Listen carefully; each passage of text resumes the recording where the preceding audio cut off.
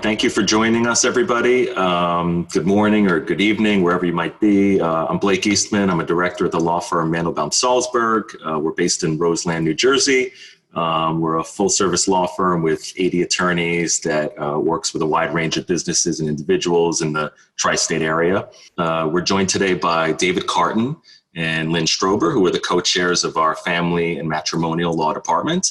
And we're also joined by two wonderfully talented psychologists, Dr. Nama Tokayer and Dr. Karen Bridboard. Before we begin, I thought everybody that's going to be speaking today could just, give you a quick sense of their background, their specialty, and who they are, and then we can kick off the conversation.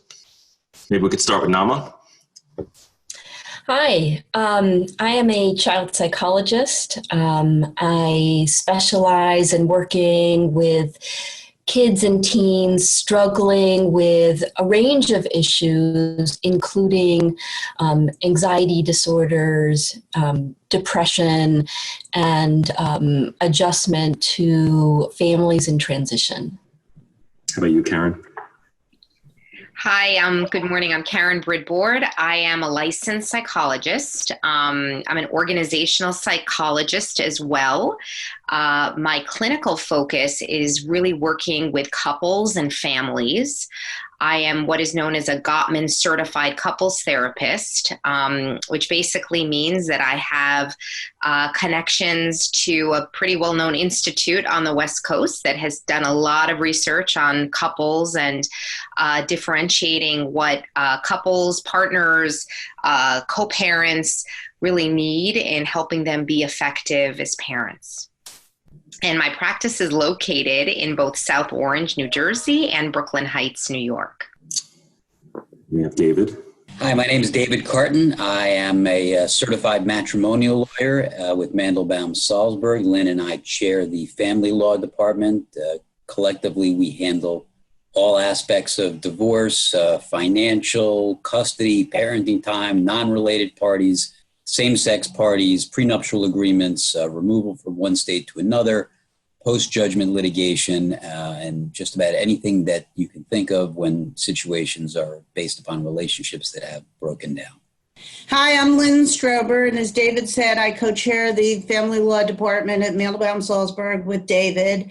And I have been practicing for quite a while. I have held a number of positions within the Bar Association and the family law community. And David and I work very hard to help our clients get the best possible result that's fair under all the circumstances. And I'm proud of our department and how we represent clients.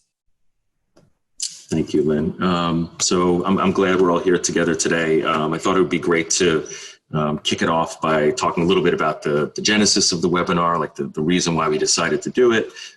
So it was probably like 6 weeks ago. I think Lynn, David, and I saw some research out of China that talked about a divorce spike in the country because people were in quarantine, and I guess they were in quarantine with people that maybe they didn't want to be in quarantine with, and so there was a much higher rate of divorce there. And we thought, oh, that was interesting, and maybe that's coming to the United States. And at the same time, I shared some of my personal experience as a divorced father of two, and talked about some of the stresses that I'm under with balancing work and life, and taking care of my children and making sure they're homeschooled and their needs are met. And so we thought, how can we help?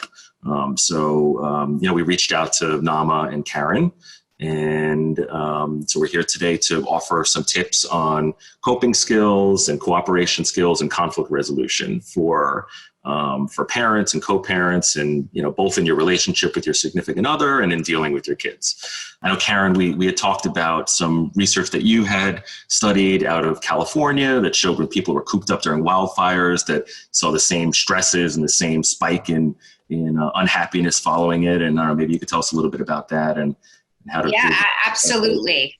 Yeah, that is what the research does show, that through looking at, the wildfire circumstance, that people who are in circumstances where they're quarantined or have a shelter-in-place order, that in fact family stress does go up and family conflict goes up.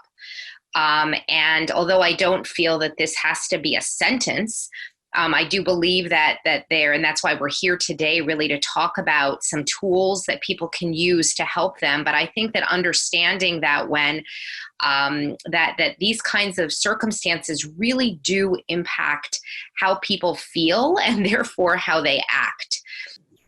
When we were preparing for the webinar, you talked about cycling, the concept of cycling, that people's emotions go up and down much more frequently during the pandemic. Maybe you could talk a little bit about that and tell us why that is. Sure.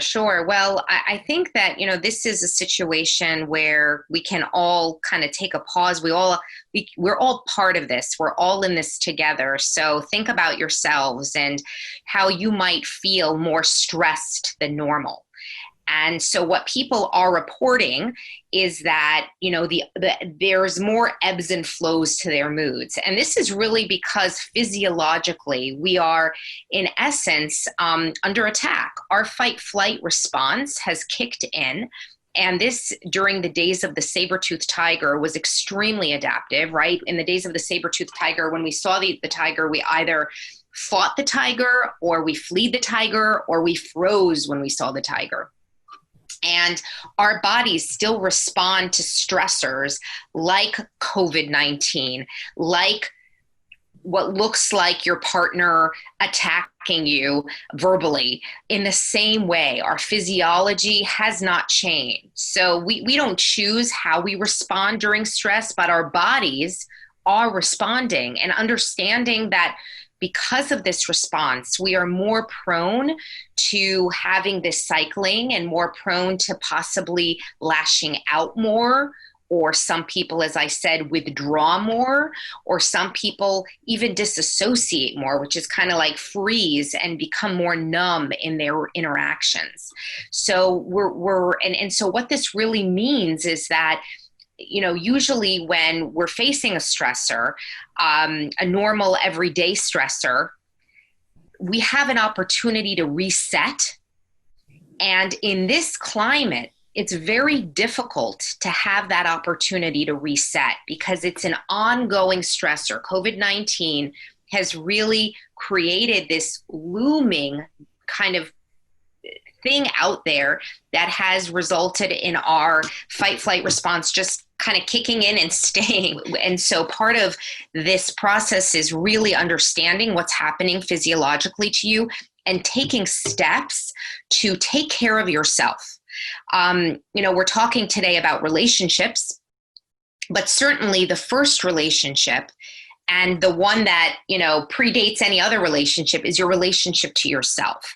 So knowing how to care for you, knowing how to help yourself manage your stress, manage your emotions is incredibly important during this time. It's very easy to point a finger and say, well, this person, my husband or my wife or my ex or my this or my that, right? But I always say when we point our fingers, like, where's the thumb going? Right? Usually back at us. So we really do need to look at ourselves. Also, we have more control over ourselves than we do other people, and look to see how we can manage ourselves during this time. And self-management is really a full force effort that requires good sleep, good eating, exercise, having social connection, social contact. All of that is extremely relevant during this time in order to have relationships where the temperature is low. So this fight or flight mentality that's built inside of us, is it a good thing, or are we hardwired in that way for a reason, or should we be doing something different? No, I think it's a good thing for that time where you're crossing the street and that car comes out of nowhere. So it is a good thing. It's an adaptive thing. It's a thing that saves lives, I would say, for sure. But again, like anything, it can go a little bit awry. And so you've got to manage it. You've got to manage yourself and understanding, okay, if I'm in this fight flight mode and I'm not even aware of it. And by the way, a really good biofeedback tool to figure out if you are in this fight flight mode is what doctors are recommending now to have at home, which is the pulse oximeter, which really can give you some biofeedback on your pulse. And you may notice that when you're flooded, when you're in this fight flight response, your heart rate increases. Just there's a physiological response that happens. And so again, it's adaptive, but it's maladaptive when you don't know that it's happening and happening on a continuous basis, and you are not creating opportunities for yourself to reset and calm down. And how do you calm down? It's usually not by thinking about your stressors. We need vacations, mental vacations from our stressors. We need them on a daily basis. I mean, I think that's why meditation has really taken off, because we have, by the way, some good research on it as well that shows that learning how to quiet the mind really does impact psychology, really does impact well-being. And so just like we exercise our bodies, it's important to exercise our minds. And again, everybody has a different formula, what works for them to help them calm down. Certainly exercise is fantastic for that. But we need to know that taking care of ourselves, taking care of our physiology is key in this time of stress, in this time of COVID. Another thing you mentioned when we were preparing was the concept of the 4 horsemen of conflict. Yes. Like when we're dealing with a significant other and we feel provoked, that there are 4 different types of reactions that we have to it. Yes, exactly. So, I mean, similar to the fight flight response, I think that what happens in times of conflict for people, and this is what research shows, is that there are 4 behaviors that tend to emerge. And very much, again, related to the fight flight response: criticism. Think about it.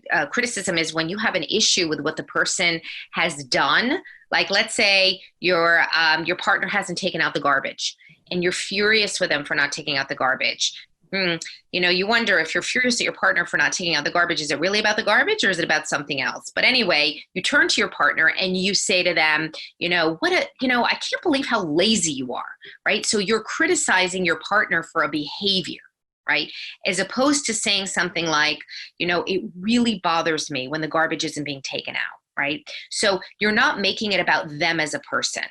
And so criticism is we really want to really keep criticism down. And there's an antidote to criticism, which is complaining, right? Just like I said, it really bothers me when the garbage isn't taken out. So I'm not attacking my partner's personhood. I am talking about their behavior. So criticism doesn't tend to go off well, because people don't usually turn around and say, I am irresponsible. You're right. I didn't, So the next behavior that tends to kind of come in response to criticism is defensiveness. Do you know what I was dealing with? And, and this is the reason I didn't take out the garbage, right? So you become very defensive. And the antidote to defensiveness is taking responsibility, even if it's for a kernel of truth in what the other person has said. So you might acknowledge the fact that you didn't take out the garbage by saying, you know what, you're right. I didn't have an opportunity to take out the garbage. But defensiveness, what it does is it shuts down conversation. It shuts down the ability to communicate, and it creates this tension, right? Which isn't good for relational dynamics. The third horseman is contempt, and that's really like criticism on crack, right? That's kind of like it's less stated and more felt. It's the seething. It's the I'm better than you. It's the rolling of the eyes. It's really felt. Incidentally, and this is important, people who experience themselves high levels of contempt have lower levels of immunity, right? Isn't that interesting? So a feeling can absolutely impact our biology in terms of our health processes. So experiencing a lot of contempt, experiencing a lot of that is not good for us. And certainly being on the receiving end of contempt, to feel like somebody feels like this disdain for us, is also very toxic. The antidote to contempt is actually is more indirect, in that families where there are higher levels of fondness and admiration, higher levels of appreciation, higher levels of positivity, tend to naturally have lower levels of contempt in their homes. And the last horseman is stonewalling. And when somebody stonewalls, it means that they're just shutting down. And they're shutting down when we think about the fight-flight response, right? That fleeing, that's kind of like what stonewalling is. And people don't stonewall on purpose. They're not saying, okay, I'm just going to shut down right now. No, it's actually the biology kicks in and they withdraw because they're actually flooded with a lot of emotion. And so they need time to kind of calm down. And if you're masterful at calming down, if you're masterful at self-soothing, it usually takes about 20 to 30 minutes. Most of us are not masterful, usually takes longer. And by the way, self-soothing entails not thinking about that thing which just made you so angry. Okay, so, and here's the catch here. When you are stonewalling and you're involved in a conversation, obviously, with your partner or your co-parent, and it's really important to be able to identify it and say, you know what, I'm feeling overwhelmed right now. Let's take a pause and I will be back in 30 minutes. Let's talk at 9 a.m. Okay, so in other words, you're not leaving your partner, your co-parent just out there thinking, well, when are you coming back, right? So it's really important to give the other person a time when you will come back. Otherwise, the other person can feel abandoned. So in essence, the 4 horsemen of the apocalypse: stonewalling, defensiveness, right? Contempt and stonewalling. These are all behaviors that happen in conflict. The more they happen, the more toxic the relationship can feel, and we want to minimize them, and we minimize them through their antidotes. So maybe this is a good time to pivot to Nama to talk about how our kids are dealing with COVID-19. Something I see firsthand. My kids have had their entire structure thrown out the window. And I know as an adult, it's easy for me to adjust my life and make changes so that I'm living a healthy life during COVID-19. But kids can't do that. They're not having access to their friends. They're not going to school. The routines are thrown out the window. So what kind of things are you seeing with kids these days as far as stress is concerned? So that's a really important question that a lot of parents are struggling with right now. They're trying to balance work or stress around work or adjustment to not working with managing their kids and their kids' homeschooling. And we know from research that kids really benefit from structure, consistency, and routines. And the reasons why they benefit from that is, unlike for us as adults, kids are dependent on us to establish that so that they can feel like their lives are predictable. When kids can anticipate what's going to happen in their daily routine, it allows them to experience calm. Predictability leads to calm in children. And right now, we're living in a time of great uncertainty. And so to establish predictability for children is to really support their adjustment to this challenging time. Having said that, we also know that because parents are stressed and because these are unprecedented times, if we stick too rigidly to our structure and routines, that can be stressful as well. So it's important on the one hand to establish some structure and routine, but at the same time to be modeling flexibility.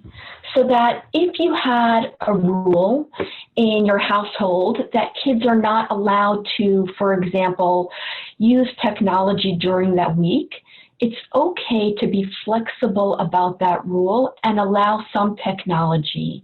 So thinking about having structure, but also having some flexibility around that. How will young kids and even adolescents, how will they show you that they're unhappy with the situation? Sometimes they internalize it, they keep it quiet, but other times they show signs that maybe will give you a cue that something's not right with their handling of the situation. What would they be?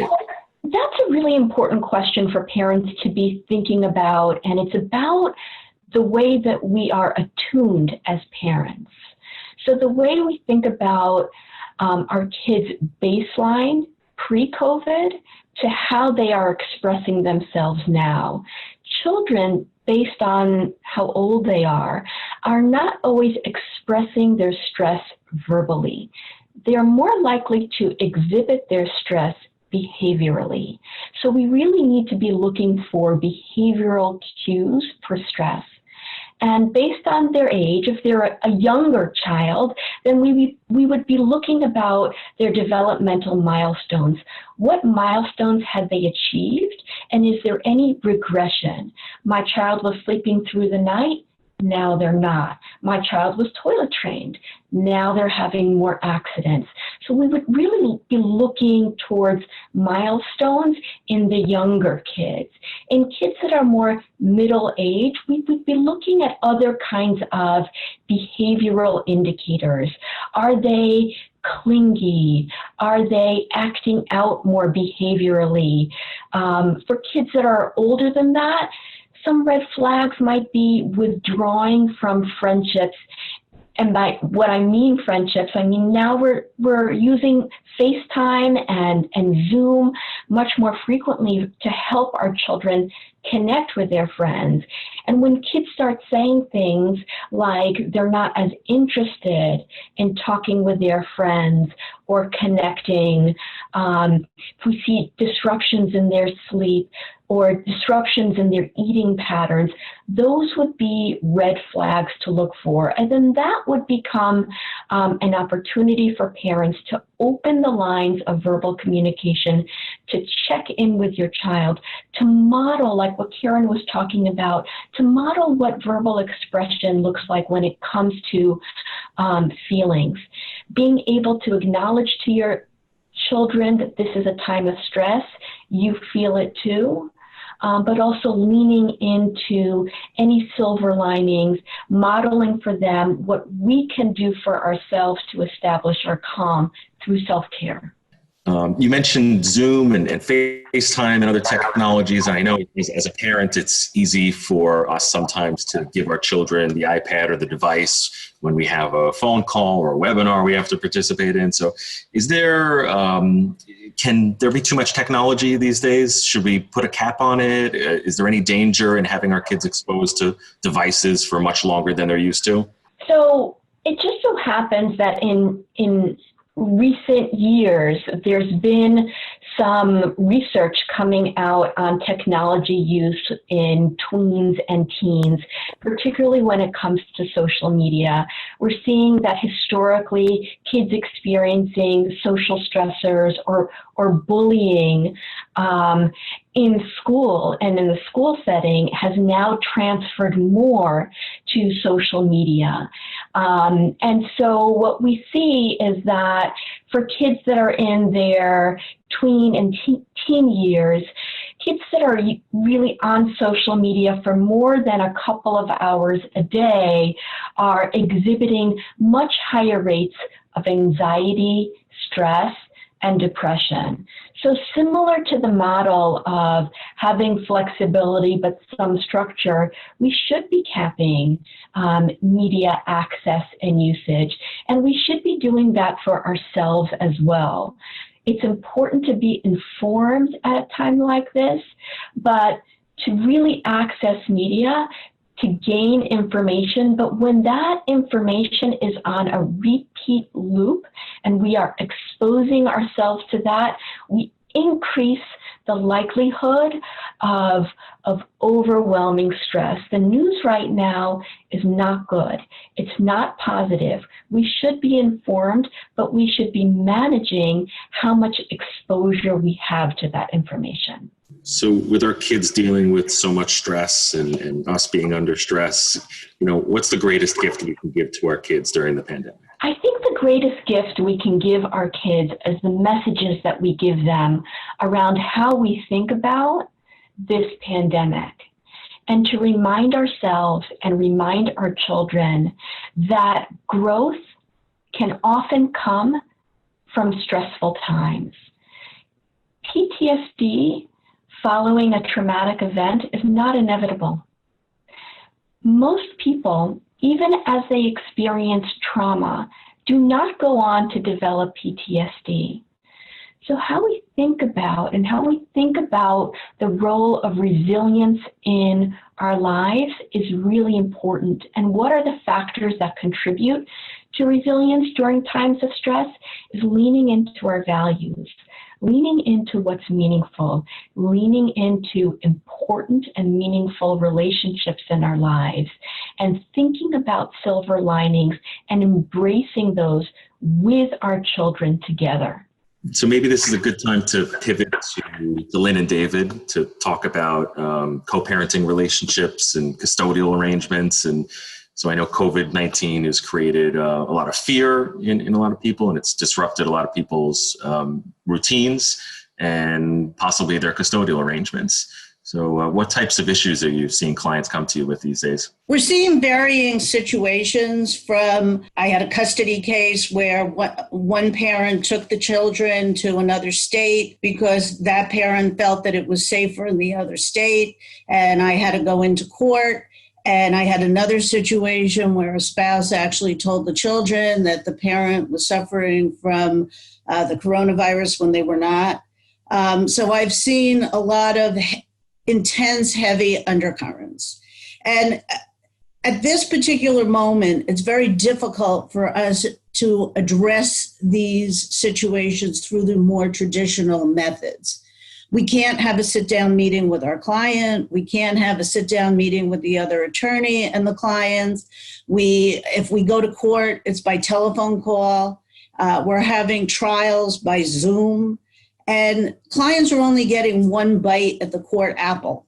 And so you don't necessarily want to throw them into a mix where it's done in such a disconnected method. The court is doing the absolute best it can. I'm not being critical of the court system, but the whole society is left to the telephone and to Zoom to try to address the most significant issues.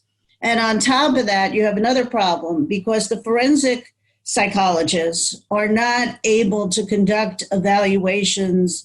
There's a whole discussion right now as to whether it's proper protocol for psychologists to evaluate families and children via Zoom.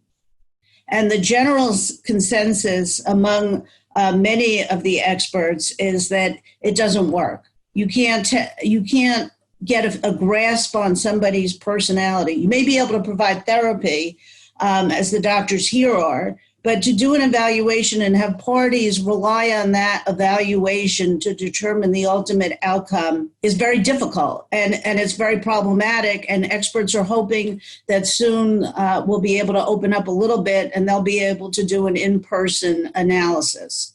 So we're left at this particular time to trying to help our clients as much as we always do, as much as possible. The first rung of the ladder is certainly to try to help them resolve the problems out of court.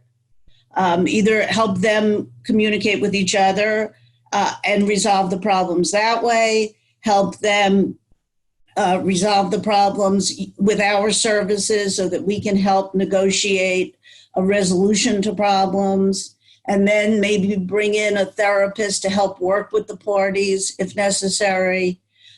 And if that's not working, maybe bring in a mediator or even go to arbitration so that you're trying to keep it as in-person as possible under these circumstances when people really need people. Thank you, Lynn. I really wish I kept a tally of how many times the word stress or stressors were used so far during this webinar. It's absolutely fascinating. Stress is very indicative of what happens during divorce, and people act in what I describe as sometimes uncharacteristic ways during stress. And because separation is stressful in and of itself, we're now in stress on steroids, and it's causing people to do things and witness the other party doing things that they never, ever would have expected. What I'm seeing in my practice now that everybody is carrying around videos and phones all the time is video snapshots. I get them constantly of somebody exhibiting behaviors, even knowing that they're being taped is very, very scary. And if you're not able to control yourself, even based upon some of the tools the doctor said, and still are acting out on video, we know that things are at a DEFCON 1. So what I thought was interesting, that some of the tools that the doctor said, even if they're used by one side, you may have a situation where the other side still is not able to decompress or de-stress. And you have the added element of children becoming stressed. So let's say, for example, a child is used to FaceTiming with a parent a few times when they're with the other parent. And because of the stresses, they've decided, maybe even uncharacteristically, no different than parents, that they're just not comfortable doing that. The parent who's with them may encourage it, but the child is just not wanting to do it. Well, that may be benign. It may be because of the stresses of our environment, but the parent that's not getting the call, the first thing that they're going to do is be suspicious of the other party. So the big defense to stressors is communication. And we all push that in every aspect, but I think that communication has to take place even earlier now, earlier with the other party, earlier with the mental health professionals, because unless these things are sort of nipped in the bud, they gain momentum and they tend to exacerbate. Another thing that's, I'm sure, very obvious to everybody listening is that unfortunately, folks who are going through the divorce and the challenges of that, a lot of times they can't afford two households and they're living together. And that's stressful in and of itself, but usually people get up in the morning, they brush their teeth, they shower, and they go to work. They're not. They're working in the same environment with one another. There's no breaks. So take those breaks. Make sure the children take those breaks, because of this monotony is feeding that stress, is what I'm finding. So communication, breakup of the monotony, and just making sure that you're self-checking yourself and you're not reacting under the stressors. Because if things don't work out in a therapeutic setting and it goes to the next level to court, you don't want to be the one who the other party shows the videotape of you saying things that in hindsight you think, oh my gosh, how could I have said that? But you did. So be very, very wary of what is said, what is being typed before send is said on a text or an email. And, I think somebody said the 20 or 30 minute breakdown, if you feel your blood pressure going and you want to say those things, don't. Take a break, take the 30-minute break, then come back and address it. I think it's important to have people follow the protocols that have been laid out in terms of behavior, so that everybody is behaving in according to what is expected by law. In other words, you're wearing the mask when you take your children out. The other parent is doing the same.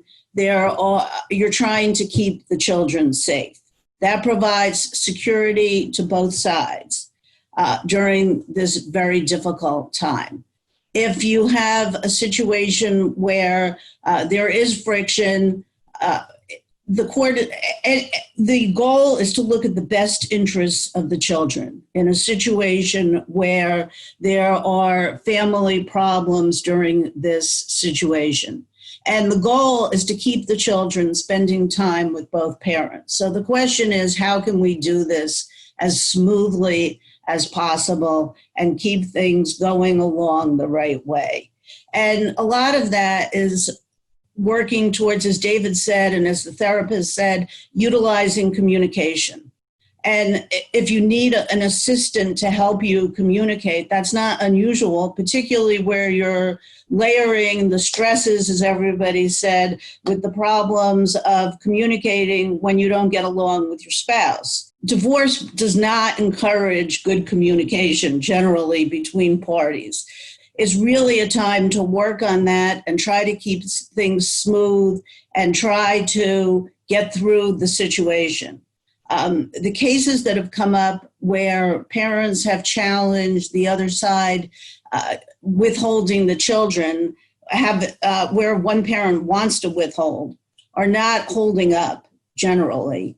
There aren't a lot of published decisions at this point on it, certainly in New Jersey, but even nationwide and even from Canada. Those that have come up show that judges or arbitrators are hesitant to keep children because we don't know how long this is going to last.